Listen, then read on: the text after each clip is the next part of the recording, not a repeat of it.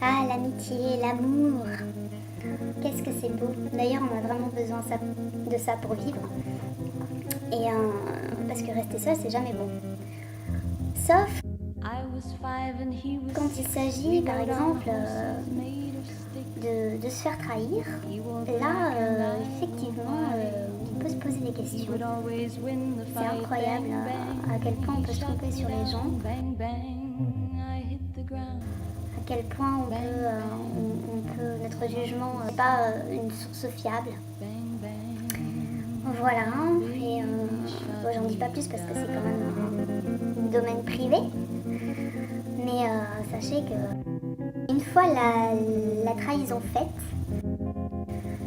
d'une amitié, là on s'aperçoit comme une espèce de film dans votre tête, quelque chose de l'ordre du flashback, et là vous vous dites mais oui, elle avait cette attitude parce que voilà, parce qu'aujourd'hui elle est comme ça, je sais comment elle est, donc du coup je comprends toutes ces attitudes, je comprends tous ces jeux de regard, tous ces sourires, ces faux sourires, comment dire,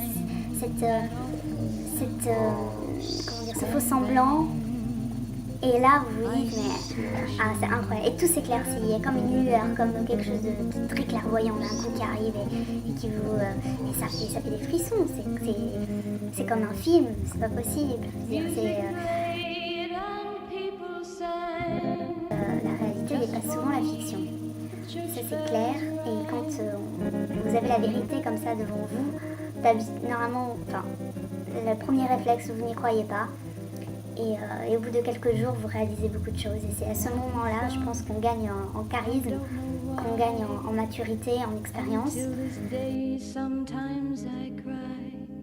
Et là, vous n'êtes pas fier parce que pas fier d'être le témoin de cette trahison, parce que vous êtes finalement la victime.